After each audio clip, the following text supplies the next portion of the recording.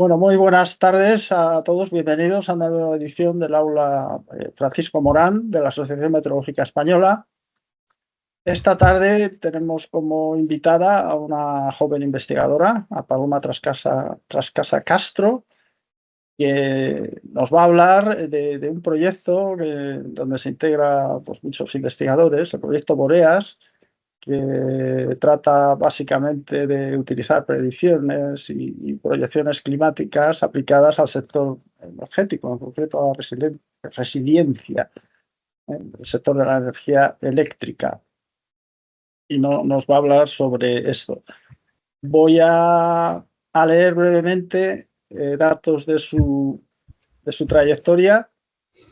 Ella nació en Madrid en 1992, es doctora en Ciencias de la Tierra por la Universidad de Leeds del Reino Unido, máster en Ciencias del Clima y de la Atmósfera por la Universidad de Leeds y es graduada en Ciencias Ambientales por la Universidad Autónoma de Madrid. Es investigadora postdoctoral en el equipo de servicios climáticos del Departamento de Ciencias de la Tierra del Barcelona Supercomputing Center, el Centro Nacional de Supercomputación. Tras profundizar en dinámica del clima y en teleconexiones durante su doctorado en Leeds, ella ha trabajado desde hace 3 años en el equipo de servicios climáticos del Departamento de Ciencias de la Tierra del Barcelona Supercomputing Center. Actualmente trabaja con predicciones subestacionales y estacionales para sectores como la energía, la agricultura, así como en adaptación al cambio climático en entornos urbanos. Su trabajo en el Centro de Supercomputación, Paloma ha actuado en la interfaz entre los datos y los usuarios para garantizar que la información climática sea entendible y útil. Asimismo, nos ha aportado 2 publicaciones, pero bueno, no las voy a citar aquí porque están en cualquier caso en la página web del AMER, de nuestra asociación. Y nada, antes de darle paso, porque tiene una presentación realmente densa, tiene muchas cosas que contarnos, pero voy a hacer los avisos rutinarios con el tema de la protección de datos, porque estas charlas se graban, luego las colgamos en YouTube. Entonces, las personas que al final de la intervención de Paloma deseéis intervenir, bien sea aportando comentarios, planteándole, por supuesto, preguntas, dudas, lo que sea, siempre es interesante que haya un tiempo para el intercambio, ¿no? Directo, digamos, con la ponente en este caso, pues que lo tengan en cuenta esto de la protección de datos para decidir si prefieren mostrarse con la cámara o simplemente con la voz, o incluso si las quieren plantear a través del chat, pues también las iremos pasando, transmitiéndolas. Así que yo creo que nada más, simplemente, por supuesto, ya de entrada agradecerle mucho a Paloma que nos haya dado un huequecito, que haya aceptado nuestra invitación y que esté esta tarde con nosotros. Así que cuando quieras. Bueno, pues muchas gracias, José Antonio, y a la AME en general por haberme invitado. Me hace mucha ilusión, la verdad. Y bueno, pues nada, como dice José Antonio, he preparado una presentación bastante larga, pero bueno, trataré de ir al grano con las cosas más importantes. Y sobre todo hoy vengo a hablar del proyecto Boreas, que básicamente, como leéis aquí, se trata de combinar conocimientos de predicciones y proyecciones climáticas enfocadas al sector de la energía renovable, sobre todo en Europa. Y bueno, este es un proyecto español, nacional, liderado por Verónica Torralba y Albert Soret. Y bueno, hoy presentaré mi trabajo y el de muchos compañeros a los cuales agradezco su participación y están aquí listados debajo. Bueno, esto es un poco el contenido que voy a ir cubriendo. Empezamos por una introducción al Centro Nacional de Supercomputación o Barcelona Supercomputing Center, que para los que no los conozcan, pues es un centro de supercomputación e investigación. Está financiado por el Gobierno de España, el Gobierno catalán y la Universidad Politécnica de Cataluña. Y no solo se trabaja en ciencias de la Tierra, sino también se utiliza pues, servicios computacionales para estudiar ciencias de la vida, biología celular, en fin, ingeniería, etcétera, un montón de cosas. Y tenemos pues contratos nacionales, proyectos europeos, trabajamos con empresas, tenemos doctorandos en formación, estudiantes de máster, en fin. Y dentro del Departamento de Ciencias de la Tierra, que lo dirige Paco Doblas Reyes, pues existen varios grupos, el de Ciencias de la Tierra computacionales, variabilidad y cambio climático, que es más de investigación pura, digamos, composición atmosférica, que tienen, por ejemplo, modelos para anticipar olas de polvo, intrusiones de polvo saharaui, etc. El de servicios climáticos, que es en el que estamos nosotros, y el de Global Health Resilience, que busca entender y predecir brotes de enfermedades transmitidas por mosquitos derivadas de cambios en el clima, como por ejemplo cambios en El Niño o la oscilación del sur. Y bueno, nuestro departamento ha ido creciendo muchísimo, de hecho ya somos más de 250 personas y bueno, como os he comentado, tenemos patas un poco a nivel nacional y europeo. Y con proyectos anteriores y experiencias pasadas del grupo de servicios climáticos, pues nos hemos dado cuenta de que el codesarrollo, es decir, crear junto con los usuarios y diseñar el tipo de información que necesitan, realmente es muy, muy útil para anticipar cambios en este caso, por ejemplo, demanda de energía, producción de energía y riesgos relacionados con el clima. Pero venimos trabajando en el grupo durante muchos años en todo un sistema de coproducción, es decir, que todo lo vamos haciendo con demandas de los usuarios, viendo que los usuarios entienden lo que estamos mostrando, etc.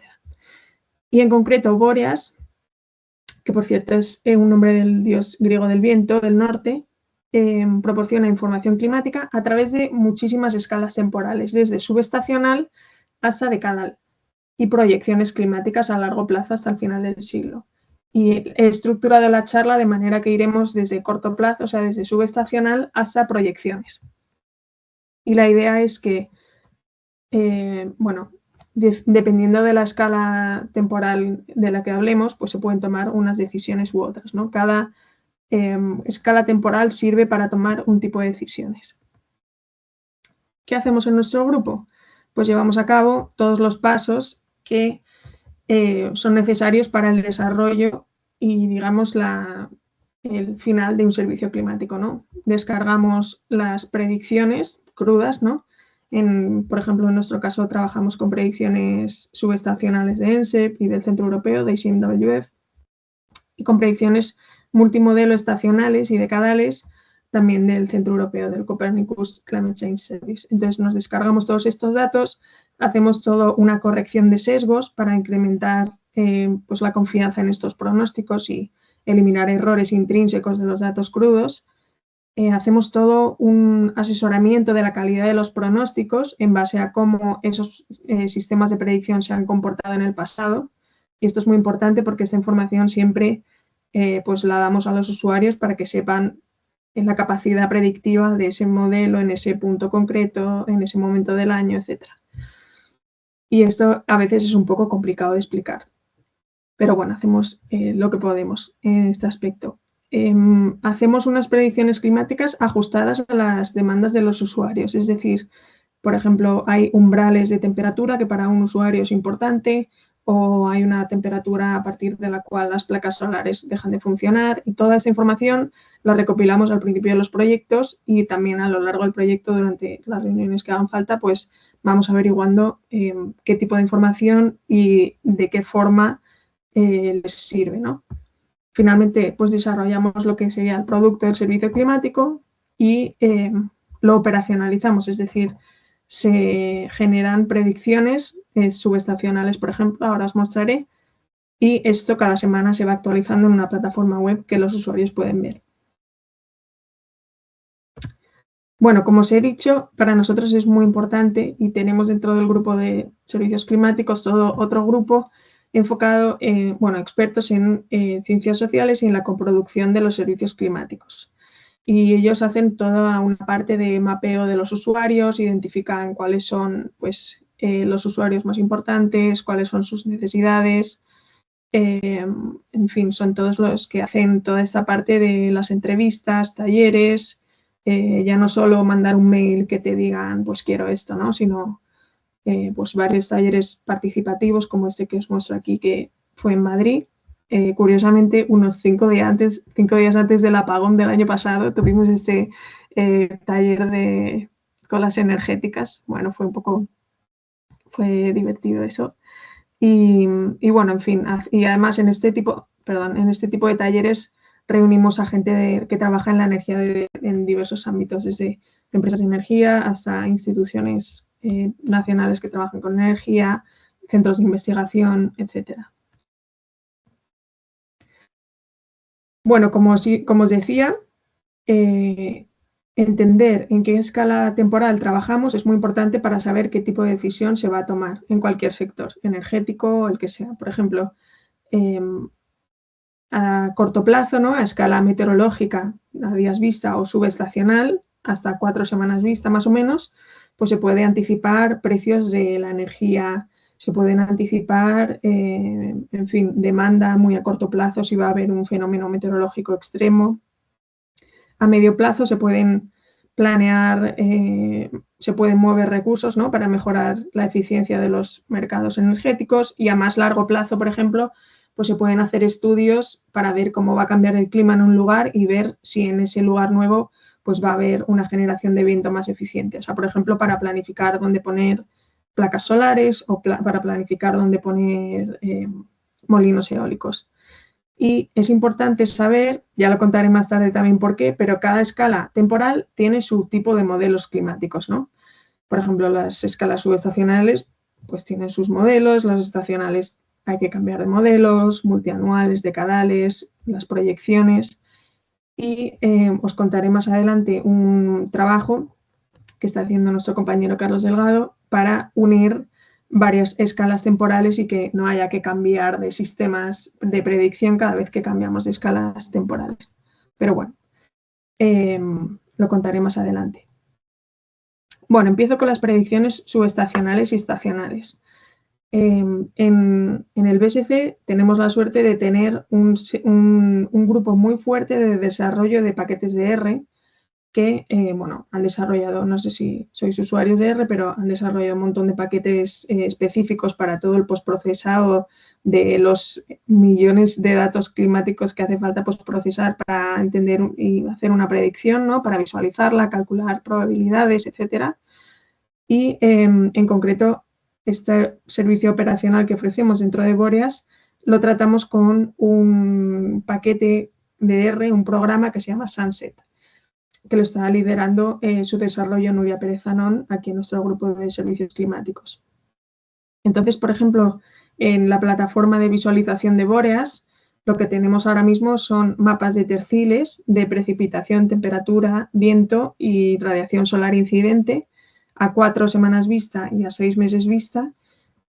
Mostramos también probabilidad de extremos y hemos hecho ahora mismo un downscaling estadístico pasando de una grilla de 100 kilómetros a 25 kilómetros para Europa.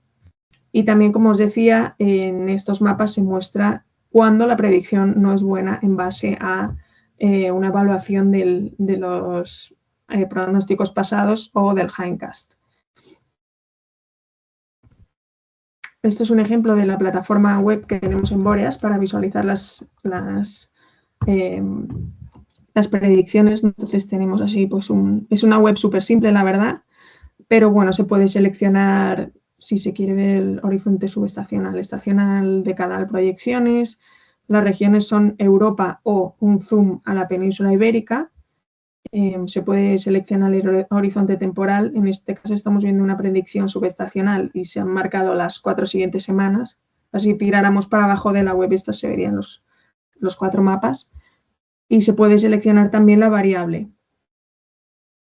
Bueno, si a alguien le interesa acceder a estas predicciones, nos puede escribir un email y les damos el acceso a la plataforma web, que es gratis. Bueno, pasamos a los forecast briefings. Estos forecast briefings los llevamos haciendo desde el año pasado y es algo que lo estamos disfrutando muchísimo, la verdad.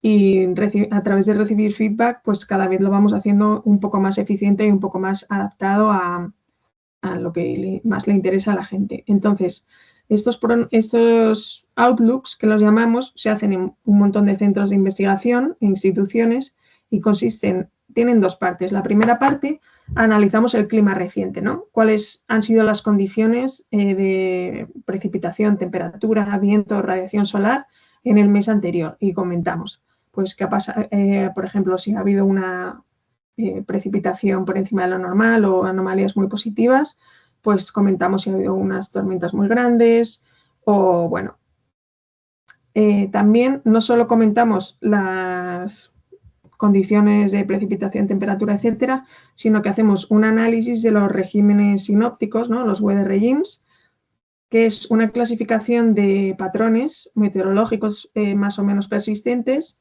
que nos permiten entender un poco mejor cómo ha sido el clima, ¿no? O sea, estamos muy acostumbrados a mirar la oscilación del Atlántico Norte, ¿no? La NAO positiva y la NAO negativa, y es cierto que es el patrón dominante del clima de Europa en invierno, pero también hay otras situaciones muy frecuentes como el blocking o el ridge del Atlántico, que nos permite también entender mucho, pues, si el viento ha sido más fuerte, más débil, en qué parte de Europa se han dado estas anomalías, etc. Entonces, lo que veis aquí arriba a la derecha es un análisis día por día explicando cuál ha sido el weather regime dominante. Y también la segunda parte de este Outlook es una discusión de los pronósticos. Entonces, ponemos para las 4 variables principales un pronóstico a 4 semanas vista y a 6 semanas vista, lo comentamos un poco. También hacemos comentamos esto de los weather regimes, también hacemos el pronóstico, ¿no? O sea, bueno, el pronóstico de los weather regimes lo sacamos de la web del Centro Europeo y nos permite entender, pues, si va a haber una NAO positiva, por ejemplo, pues sabemos que va a haber este patrón de viento más o menos, y entonces comentamos un poco y vemos si la predicción de los weather regimes se asemeja a la predicción de los impactos en superficie que mostramos con estos mapitas. Y luego otra cosa muy chula que hacemos es, si vemos que hay un evento meteorológico o climático importante que sabemos que va a tener un impacto significativo en el clima de la superficie y en el sector energético, pues lo comentamos muy a fondo. Entonces, una cosa que nos gusta mucho es perseguir con detalle el estado del vórtice polar estratosférico. Entonces, vamos viendo, pues, si se debilita, si también, en caso de que se debilite y se dé la vuelta, ¿no? Si que ocurra un calentamiento súbito estratosférico, pues cuál es la probabilidad o qué dicen los mapas y los pronósticos de si este fenómeno va a tener un impacto en superficie, ¿no? Porque es cierto que muchas veces nos asustamos mucho cuando vemos que ocurre este tipo de evento, pero al final se queda en la estratosfera, no se propaga y no tiene ningún tipo de impacto. Entonces, bueno, esto hacemos un seguimiento bastante fuerte porque al final, como os voy a mostrar ahora, este tipo de eventos tienen un impacto muy, muy fuerte en el sector energético. Y bueno, también hemos invitado en los briefings que hemos hecho, pues a expertos del clima y energía en la industria, como Alberto Caldas, Paula González y Navid Gutam, que nos cuentan un poco, pues, un poco más de eventos extremos que están investigando o más ciencia aplicada al sector. Bueno, y enlazando con los calentamientos súbitos estratosféricos, os quería comentar que otra cosa que hacemos que nos permite mucho hacer como bueno, digamos que esto sería un poco meteorología forense, ¿no? Ver qué ha pasado, si vemos que hay un evento extremo, intentamos explicar y entender qué ha pasado y cómo hemos llegado a este punto. Entonces, bueno, no sé si recordáis que en finales de febrero, principios de marzo de 2018 hubo un calentamiento súbito estratosférico que se propagó a la superficie y dio lugar a un evento que llamaron The Beast from the East o la bestia del este. A mí me pilló en el norte de Inglaterra, la verdad, y el primer día fue muy guay, pero luego ya fue súper triste porque estaba todo muy nevado, se llenó de barro y bueno, nunca jamás se me va a olvidar The Beast from the East. Y bueno, aquí lo que os muestro es un caso de estudio del proyecto S2S4E, que es un proyecto anterior a Boreas. De hecho, he puesto aquí el enlace. No sé si luego compartiremos la presentación, pero si buscáis S2S4E podéis encontrar este tipo de casos de estudio forenses, digamos, en los que se analiza el clima. Entonces, Aquí a la izquierda veis los mapas de las condiciones de temperatura, precipitación, radiación solar y viento cuando ocurrió este evento de The Beast from the East, ¿no? Entonces, como veis, sobre todo en el norte y este de Europa, hay una anomalía generalizada de mucho, mucho, mucho frío, ¿no? Y con todo este frío, pues, ¿qué pasó? Que incrementó muchísimo la demanda energética. Aquí en este gráfico de la derecha veis una climatología de las semanas de febrero y marzo. Las barras, digamos que serían la climatología, ¿no? El más oscuro, pues la categoría normal, por encima de lo normal, por debajo de lo normal, y la línea discontinua muestra lo que realmente se observó. Y como veis aquí, pues el evento de temperatura fría, esto es en Francia, ese evento tan frío estuvo muy, muy, muy fuera de lo observado anteriormente. Y al analizar este caso de estudio, pues también se miró si los pronósticos subestacionales, es decir, a 4 semanas vista, son capaces de predecir y anticipar estas condiciones de frío y sobre todo la demanda energética. Entonces se puede calcular la demanda energética a raíz de la temperatura y como podéis ver aquí, bueno, esto es para un punto en Francia, ¿no? Entonces, de derecha a izquierda, este es el pronóstico probabilístico de terciles de demanda energética 1, 2, 3 y 4 semanas antes de que ocurriera The Beast from the East. Y entonces veis que una semana antes la probabilidad de que la demanda estuviera por encima de lo normal era 97%, 2 semanas antes 48%, 3 semanas antes 43% y 4 semanas antes 35%, que no es mucho. Pero bueno, digamos que 3 semanas antes, incluso 4 semanas antes de este evento tan importante que aumentó tanto la demanda energética, se pudo predecir con pronósticos subestacionales. Entonces, bueno, esto demuestra un poco la valía de este tipo de información climática. Bueno, saltamos ahora a un estudio de causalidad a escala estacional que está haciendo nuestro compañero de servicios climáticos, Alexander Lacima. Y bueno, en este caso también unos usuarios estaban muy interesados en entender bien cuáles eran, qué determinaba cambios en el viento y la precipitación en el nordeste de Brasil, que es una zona clave para la producción energética de Brasil. De hecho, en esta zona del nordeste se genera el 90% de la capacidad eólica instalada. Aquí en el climograma de arriba veis los meses más importantes para la precipitación, que serían pues marzo en este caso, y para el viento, que sobre todo es desde junio hasta noviembre más o menos. ¿Qué pasa? Que los pronósticos estacionales multimodelo, o sea, los modelos de predicción estacionales no son capaces de anticipar con antelación suficiente cambios en el viento y en la precipitación en esta zona. Por ejemplo, aquí a la derecha veis una scorecard que, bueno, es un poco complicado de entender, pero en el eje Y podéis ver los meses de enero hasta diciembre y en el eje X podéis ver el forecast time, ¿no? El lead time, o sea, con cuánta antelación. Entonces, como veis, por ejemplo, para el mes de marzo, los pronósticos estacionales no son capaces de predecir con suficiente antelación cambios en el viento. Y esto es bastante importante, ¿no? Porque nos interesa bastante saber cómo va a ser el viento, pero los sistemas sabemos ya que no son buenos. Entonces existe ahora un tipo de análisis que es basado en los procesos, ¿no? Son pronósticos basados en los procesos en los que se intenta entender por qué un pronóstico falla. Es decir, qué es lo que hace que no se prediga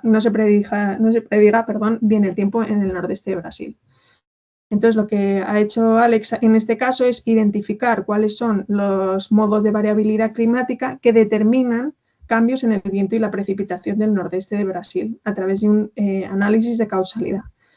Y ha encontrado que el Niño y la oscilación del sur, las anomalías de temperatura superficial del Atlántico tropical y las anomalías de presión a nivel del mar del Atlántico Sur son modos muy importantes que determinan el viento y la precipitación en el nordeste de Brasil. Entonces, es muy probable que el hecho de que si los modelos no captan bien esta causalidad y esta relación causa y efecto que tienen los modos sobre el viento y la precipitación en Brasil, pues no van a ser capaces de resolver la precipitación y el viento en Brasil. Y efectivamente, a través de un análisis de influencia causal basado en la correlación de Spearman y un método de causalidad, el flujo de información multivariante de Ian Kliman, pues Alex ha encontrado que el modelo que mostraba antes, por ejemplo, esta scorecard aquí es del modelo de NCEP CFS versión 2, pues como veis aquí, este modelo no capta para nada la relación entre la temperatura superficial del Pacífico tropical ni del Atlántico en el viento en Brasil. Es decir, aquí vemos cada barra es un modelo y en azul vemos ERA5, o sea, esto es la referencia, y como vemos, pues los modelos más o menos captan la intensidad de esta relación causal entre los modos de variabilidad y el viento, pero este modelo pues lo hace fatal. El trabajo de Alexander lo que ha visto es que los modelos de predicción estacional de Copernicus ahora mismo no son capaces de predecir bien el viento y la precipitación en Brasil. Entonces ha identificado que estos son los modos de variabilidad que determinan el viento y la precipitación en Brasil y ha mirado a ver si es que los modelos en realidad no están captando bien las relaciones dinámicas entre estos modos y el viento y la precipitación. Y a través de un análisis de influencia causal, en el cual se combina correlación de Spearman con un método de causalidad y flujo de información multivariante de Ian Kliman, Alex ha conseguido cuantificar si los modelos capturan bien esta relación entre los modos y el impacto en superficie, ¿no? Y lo compara con observaciones. Entonces aquí, por ejemplo, vemos que en el mes de marzo cada barra es un modelo y la referencia en este caso es el reanálisis ERA5, aparece con estas barritas azules a la derecha. Entonces veis que, por ejemplo, la relación entre la temperatura superficial del Pacífico y el viento en Brasil, todos los modelos más o menos la captan, ¿no? Si comparamos el tamaño de las barritas. Pero este modelo, que es el NCEP CFS versión 2, que es este mismo que os he mostrado antes, pues para nada capta esta relación. Entonces, básicamente lo que ha visto Alex es que el hecho de que los modelos de predicción estacional no capten bien esta relación causa y efecto entre los modos del Pacífico y del Atlántico y la precipitación y el viento en Brasil, esa ausencia de entendimiento dinámico hace que se prediga muy mal o no tan bien como se debería la precipitación en viento en Brasil, que es tan clave para la generación de energía. Entonces, esto es muy importante porque esto es un estudio inicial, pero después lo que se puede hacer con esto es, sabiendo qué modelos captan esta relación causal y cuáles no, se puede hacer un subsampling, ¿no? Que se llama, que es extraer los modelos que sabemos que funcionan bien y hacer una predicción solo con esos modelos. Y se ha demostrado en estudios pasados que al hacer esta selección de los mejores miembros y las mejores simulaciones, pues mejora muchísimo la predicción. Y esto se llama Process-Based Diagnostics, que es un tema bastante concurrido ahora mismo. Vale, pues saltamos a predicciones decadales. En este trabajo, nuestra compañera Sara Moreno Montes está trabajando con un multimodelo de unas simulaciones del Decadal Climate Prediction Project, que son pues, simulaciones CMIP tipo para el IPCC, que muestran las predicciones de cualquier variable en los próximos años, ¿no? En este caso muestro las predicciones de los años 1 a 3. Entonces, lo que está mirando Sara es si estas predicciones son buenas para predecir cambios en el viento, en la energía, en el viento, en la radiación solar y en la generación de energía eólica y radiación solar. Entonces, en la fila de arriba lo que vemos es potencial fotovoltaico y cuanto más rojo es que los modelos lo hacen mejor. Entonces, como veis, esta evaluación que ha hecho Sara demuestra que a nivel anual y sobre todo en marzo, abril, mayo, junio, julio y agosto, estamos ordenados por estaciones, pues estos modelos que son públicamente disponibles y se usan mucho, tienen un gran potencial de predicción de generación de energía fotovoltaica.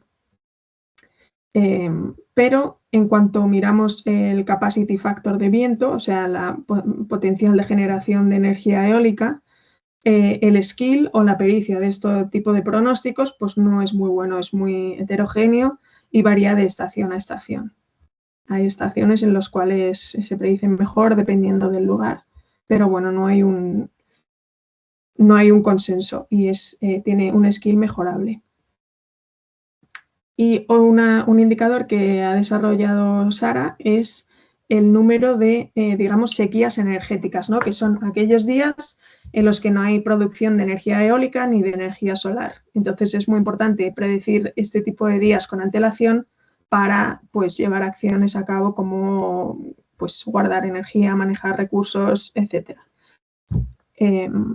Entonces, bueno, aquí lo que ve Sara es qué tan buenos son estos modelos de predicción de Cadal, prediciendo este tipo de sequías energéticas, digamos. Entonces, por ejemplo, los modelos son muy buenos en la estación de, bueno, sobre todo en el sur de Europa, en la estación de primavera, en verano en casi toda Europa y en otoño más bien en el nordeste de Europa, pero a nivel anual hay un dipolo, digamos, donde el skill o la pericia de los modelos es mucho mejor en el sur de Europa que en el norte de Europa.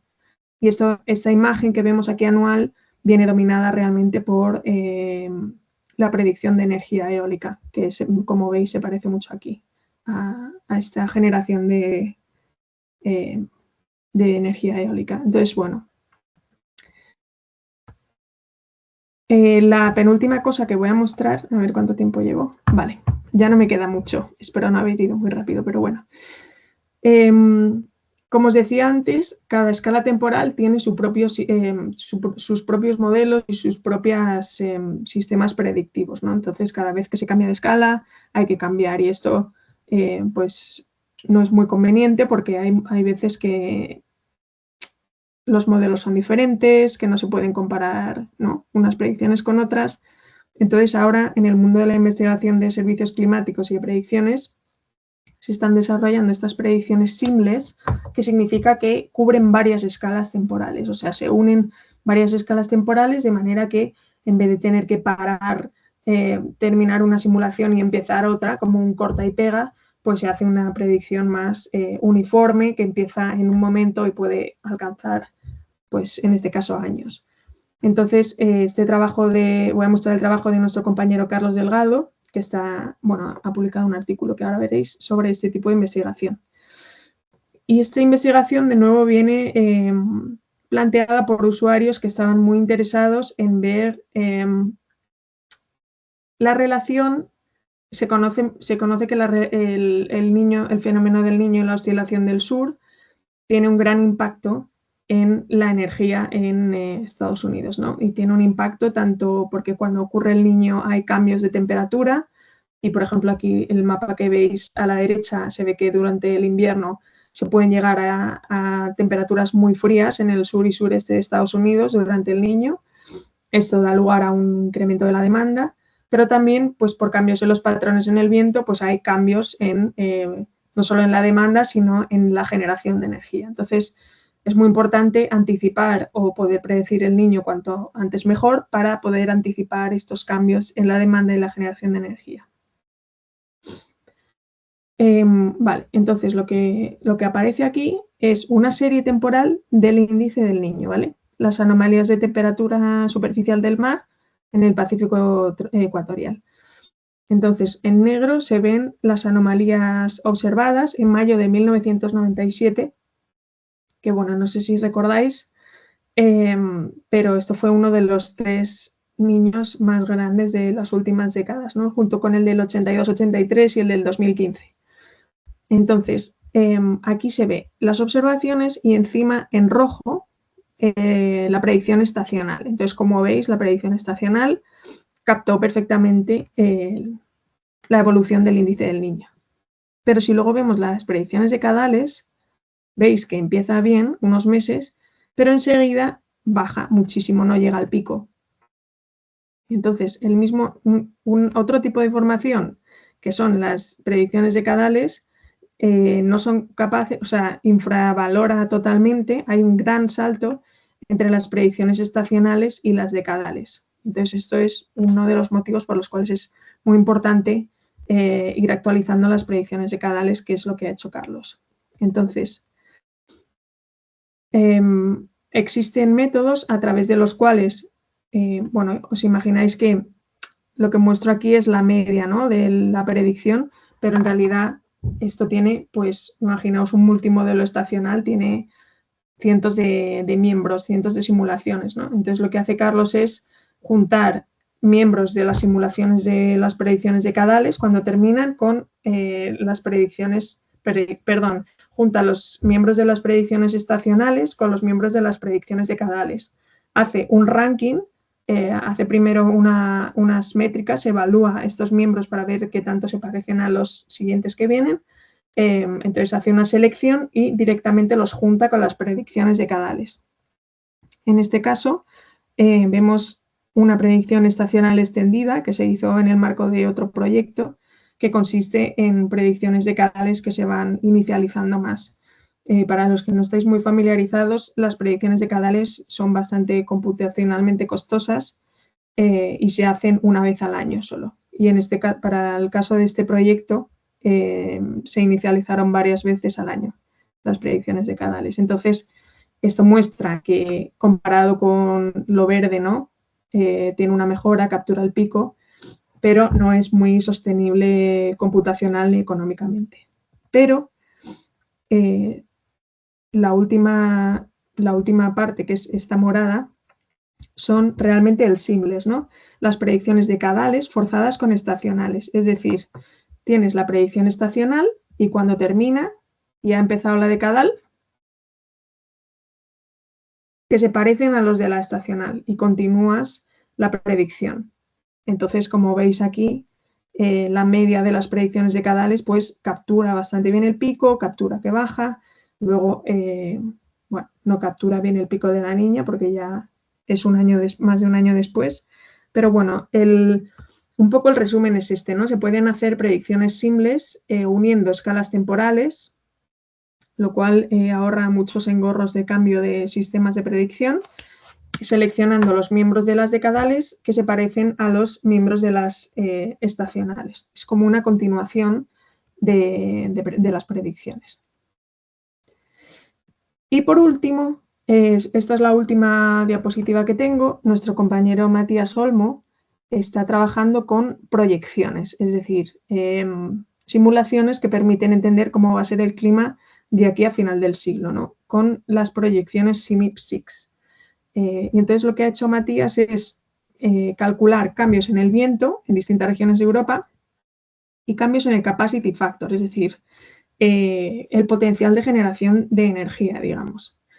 Entonces, han mirado hora por hora, porque sabemos que no es lo mismo el viento por la mañana que por la tarde, y ha visto, para cada región de Europa, ha mirado cambios. Entonces, por ejemplo, una de las conclusiones que tiene su estudio es que el cambio climático reducirá el factor de capacidad eólica durante el verano en casi toda Europa, salvo en la península ibérica, que en las horas de la tarde pues va a haber más potencial de generación.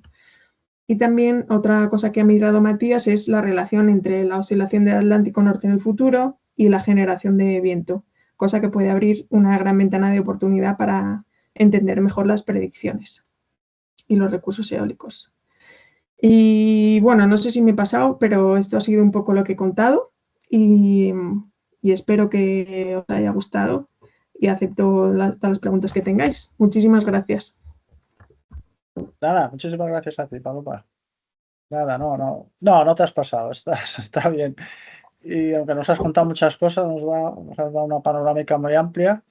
Oye, tenía yo, antes de que se anime más gente, primero una cuestión, que ahora no me aclaro yo. Exactamente qué son las predicciones decadales? ¿Decadales te refieres a 10 años vista, de promedio de la década?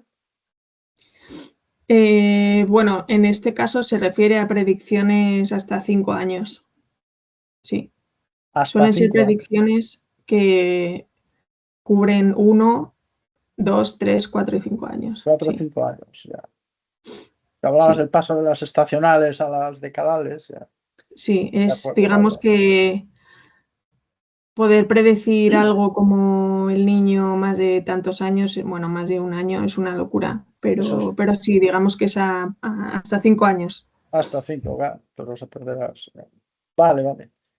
Y otra cosa, bueno, varias, pero bueno, una es también, me llamó la atención, parece que hay mucha diferencia en el mapa que presentaste, uno de la capacidad de predicción del potencial eólico y del potencial de energía solar, que había unas estaciones en que la energía solar era mucho mejor predecible que el potencial eólico, que daba Sí, más bien una cosa bastante así chuchurria, digamos, o por lo menos muy mezclada, ¿no? Por lo menos en España, ¿no? Que yo me fijara.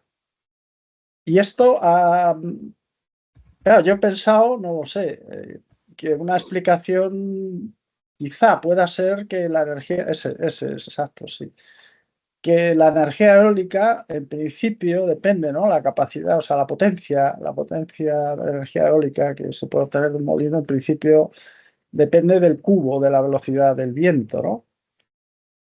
Sí, eso, bueno, se razona, ¿no? sí, Creo que es así, ¿no? Del cubo, sí. Porque digamos que está el factor de presión por una parte, la presión que es un flujo de energía por unidad de volumen, ¿no? Y la presión depende del cuadrado de la velocidad, pero luego está el propio flujo, ¿no? Que hay que añadir otro factor de la velocidad, ¿no? Ese era el razonamiento. Entonces, claro, al depender del cubo, de la velocidad del viento, es una dependencia, digamos, muy acusada con la velocidad del viento, claro, porque es el cubo. Y entonces, pequeños errores en la predicción de la velocidad, pues pueden dar lugar a errores muy importantes en la predicción de la salida, del output energético, ¿no? sí, Mientras que en principio, claro, la capacidad, por ejemplo, sobre España, ¿no? Y imagino en más países, ¿no? Del potencial de energía solar, supongo, en España, por ejemplo, hay bastantes días, en junio, julio, agosto, tal y cual, que pueden estar despejados o prácticamente despejados. Y ahí la verdad, me imagino que aunque bueno, falle un poco la predicción y hay alguna nubecilla, tal, parte del día, a lo mejor que no afecte de una forma tan acusada. No sé sí. Sí, si esto. al final en invierno hay muchísima variabilidad climática en Europa. Ocurren muchas cosas, el jet se mueve para arriba y para abajo, entonces es mucho más difícil predecir el clima en invierno que en verano. Entonces, la energía solar, pues hay muchísimo skill porque sabemos que en verano pues siempre hace sol, ¿no? En cambio, en invierno, pues en el norte de Europa puede cambiar muchísimo tanto la velocidad del viento como la posición del jet. Entonces, es muy impredecible y muy sensible, como decías, a cualquier pequeño cambio. Sí, el viento es más Sí, difícil. el viento es más sensible efectivamente al campo de velocidades. Bueno, veo una mano levantada, ¿no? De Ernesto Rodríguez. Hola, Ernesto. Adelante, Hola, Ernesto. hola Paloma, muchas Hola, gracias por esta charla tan interesante. a ti. Oye, mira, primero me ha gustado mucho todo este repaso que has hecho y tenía un par de preguntas, pero voy a empezar por la primera. Eh, Cuando has mostrado algunos de los briefings que hacéis, sobre todo pues monitorizando patrones y viendo comportamientos a escala estacional. Esta es una de las tareas que históricamente han hecho los RCOFs que organizaba la OMM. ¿Tenéis contacto, contribuís actualmente en los RCOVs eh, para hacer este tipo de tareas? En particular el RCOV del Mediterráneo, el MEDCOV, que precisamente un par de veces al año hace ese ejercicio. Es un ejercicio en el que intervienen fundamentalmente servicios meteorológicos y esa discusión cualitativa, no solo mirando el comportamiento de los modelos de Copérnicus, sino viendo pues patrones, qué patrones han dominado en los últimos meses. Esa es la primera de las cuestiones. Y la otra cuestión tiene que ver, ya es puramente curiosidad práctica, ¿no? Muchos de los trabajos que hacéis vosotros están financiados con proyectos europeos. Has mencionado Boreas y otros, pero son proyectos europeos. ¿Qué parte de vuestro personal o de vuestros ingresos está relacionado con proyectos europeos y qué parte con contratos con empresas que tengan especial interés en vuestra actividad? Gracias por las preguntas. Bueno, en primer lugar, estamos en contacto con Juan G. González Alemán acerca de sacar estos briefings porque, bueno, en Boreas hemos hecho 3, pero cada mes lo hacemos en el departamento. A nivel departamento hacemos 1, bastante extenso y bueno, estáis invitados si queréis, enviadme un mail y os invito. En el que bueno, hacemos un repaso mucho más extenso a más modos de variabilidad, por ejemplo, tropical, miramos el niño de arriba abajo, la Madden-Julian Oscillation. El de Boreas, digamos que es un poco más resumido y más al grano. Pero estamos en contacto con Juanje porque él está muy interesado en participar, en contribuir también con la Complutense para hacerlo un poco, intentar hacerlo entre más instituciones, y también él ha mencionado que como él ahora está en el MEDCOF, pues que le gustaría que esto que estamos haciendo pues poder un poco aplicarlo. Así que sí, estamos en contacto y nos gustaría mucho, la verdad. Estupendo, estupendo. Sí, es algo muy guay. Además, personalmente a mí me encanta el cotilleo climático.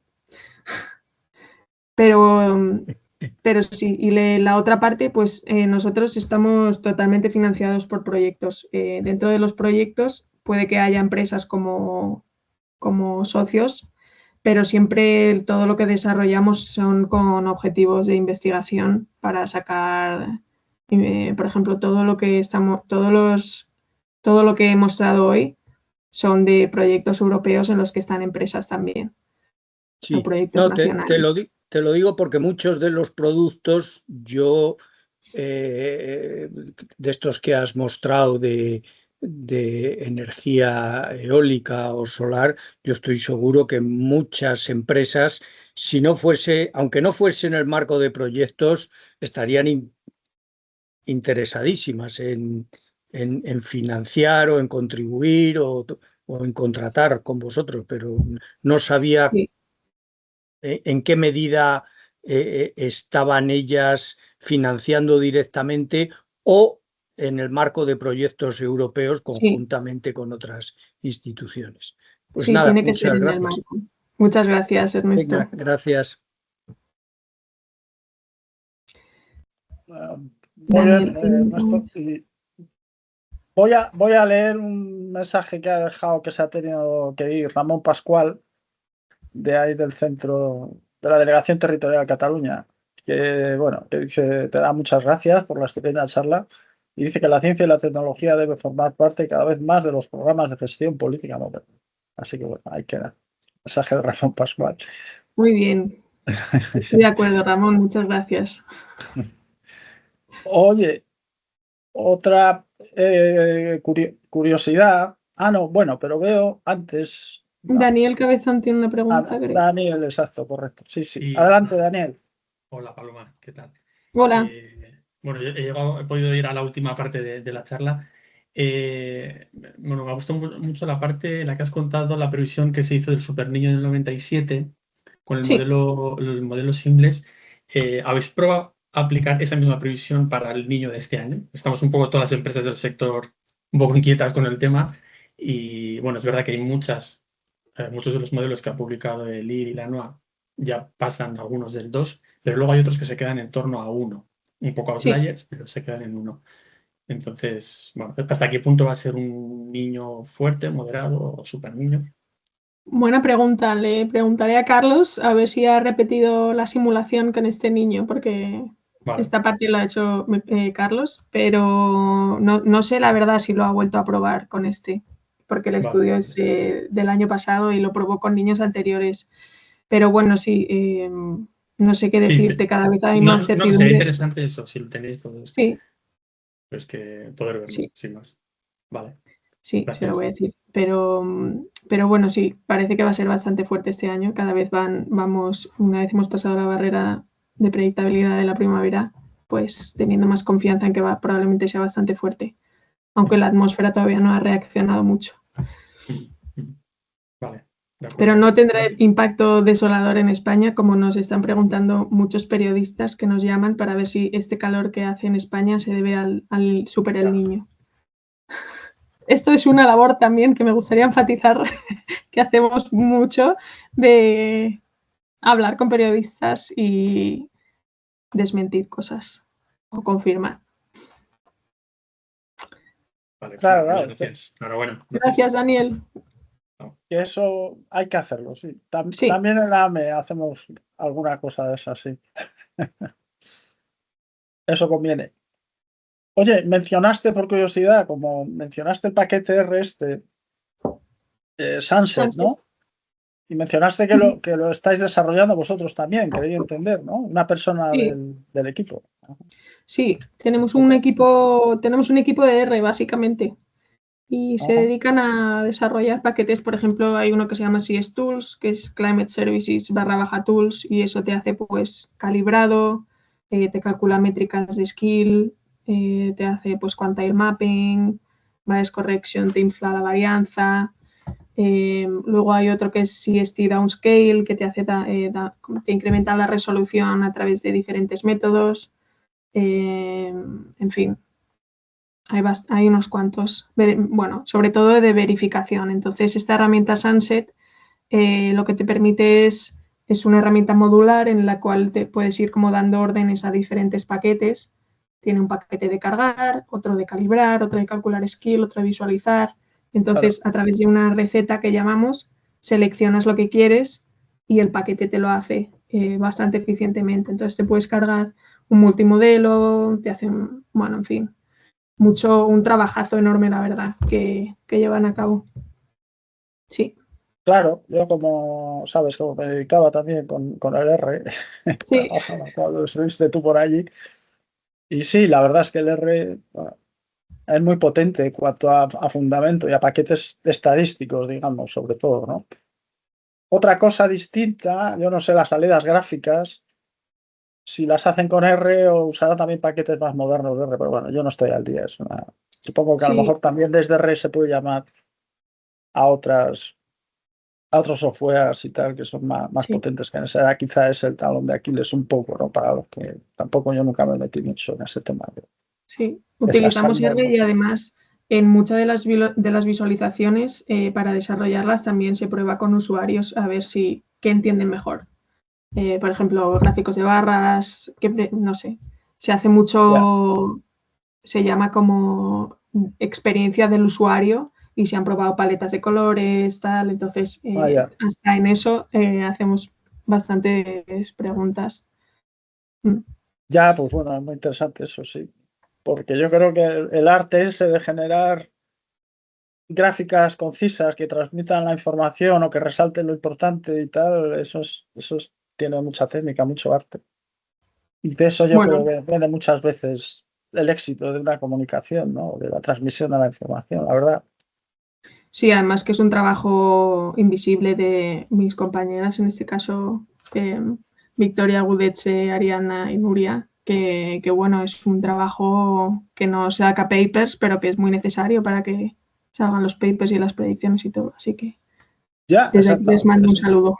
Pasa muchas veces eso, sí, en la ciencia, que ese trabajo el groundwork, ¿no? Que se dice el trabajo de tierra, el trabajo de paleta, de pala, hay que hacerlo, ¿no? Y muchas veces no tiene el reconocimiento tampoco, eso es verdad.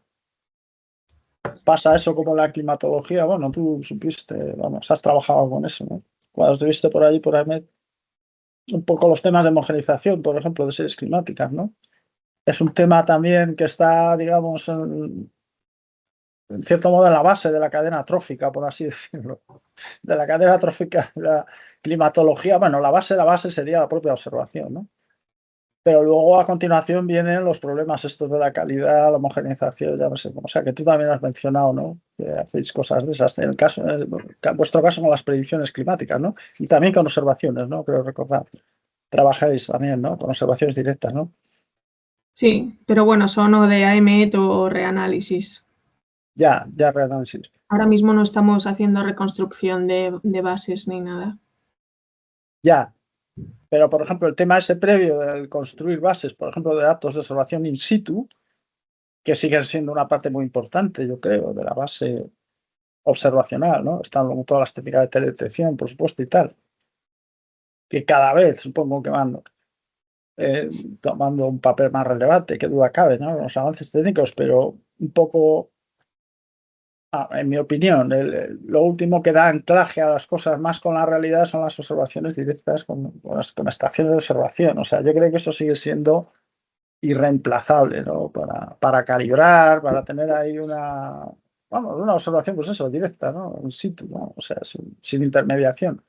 Pero aún así aparecen todos los problemas, o pueden aparecer, dada la casuística y la praxis, con las estaciones de observación terrestres, ¿no? Por los problemas conocidos de cambios de observación, de que también es muy difícil, parece ser, que se les asigne la suficiente prioridad, al menos a una selección, aunque sea pequeña, de estaciones de referencia, que se cuiden bien el entorno y tal, como dicen, ¿no? Los libros, ¿no? Y sin embargo, eso en la práctica pues, es muy difícil de conseguir. Supongo, entre otras cosas, precisamente porque como ese es un tema para asegurar la calidad de algo y tal, y no, así entre comillas, no vende tanto como el hacer resultados de modernización de servicios climáticos. Claro, es así, ¿no? Porque eso es un trabajo más callado.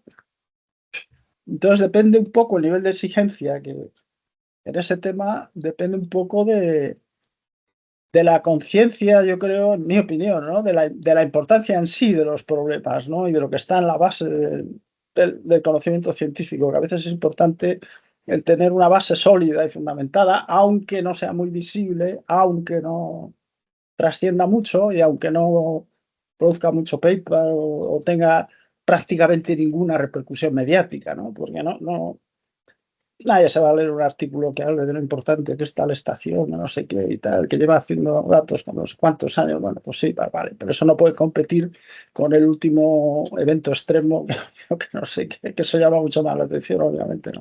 En fin, son consideraciones, pero bueno, por eso las instituciones y tal, pues tenéis que empujar, yo creo, un poco para concienciar, ¿no? De que es importante también esos trabajos así, aparentemente de bajo nivel, ¿no? Bueno, sí, nosotros al final, por ejemplo, yo trabajo también con agricultura y la falta de datos homogéneos observacionales es un problema y acabamos utilizando reanálisis porque tienen una cobertura de muchos años, pero Claro. hay una gran diferencia de temperatura mínima, por ejemplo. A lo mejor un reanálisis no capta una helada que ocurrió en un lugar que destrozó el cultivo en mayo, ¿sabes? Entonces, Lógicamente, claro. El reanálisis no puede hacer milagros tampoco. no, pero tampoco hay una serie larga como para utilizarla o una serie homogénea que te permita estudiar diferentes puntos. Entonces, bueno. Exactamente, exactamente. Esa es la cuestión, exacto. El reanálisis, si es bueno y se hacen reanálisis, imagino, muy buenos, ¿no? Los modelos modernos, lo que te da es una visión muy coherente, un estado, digamos, de la atmósfera en un momento determinado, que es muy coherente desde el punto de vista dinámico, ¿no? Físico, de la interrelación entre las variables y tal, y que utiliza métodos de asimilación de datos muy sofisticados para, de alguna forma, ponderar debidamente, ¿no?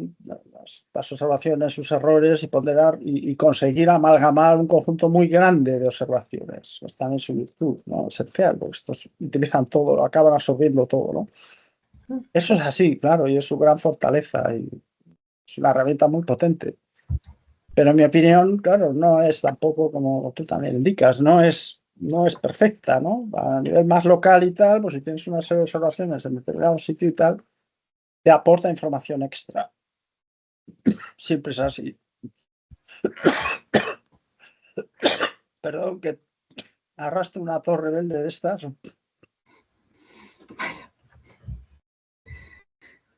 Bueno, pues yo creo que no hay más